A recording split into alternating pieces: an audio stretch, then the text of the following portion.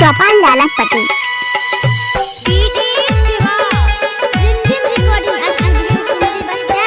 रे मर्दा बाबूक लगै छौ अपने से बनाइले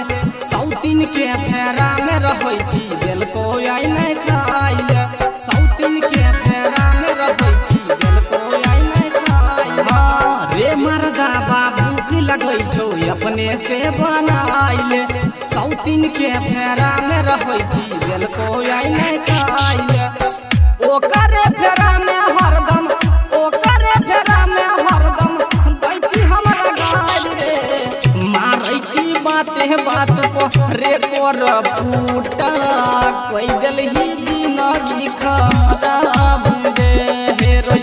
मारै छी बाते बात पर रे कोर फूटा कोई दिलही जिंदगी खराब रे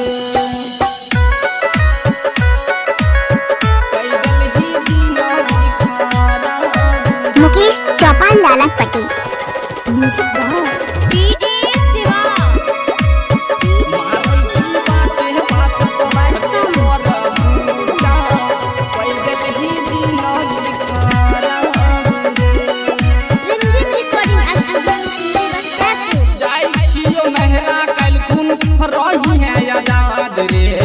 सौतीन के थारी चाट के हली है खूब स्वाद रे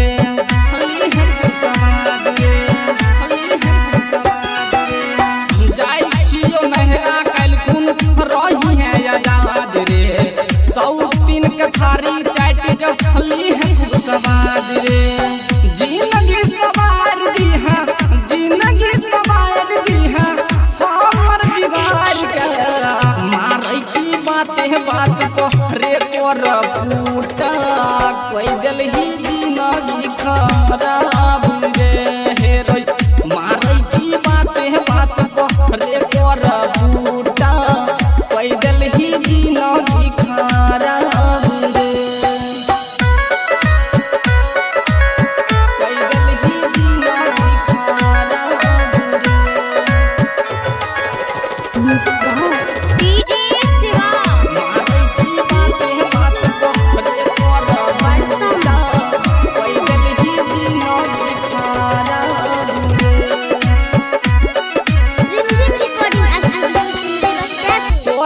बियाह करके ठोकै छी कपार रे ससुरा में अब ते जिंदगी भए गेलै खराब रे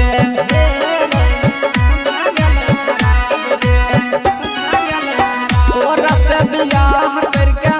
ठोकै छी कपार रे ससुरा में अब ते जिंदगी भए गेलै खराब रे कहै छ बीरबल मिथुन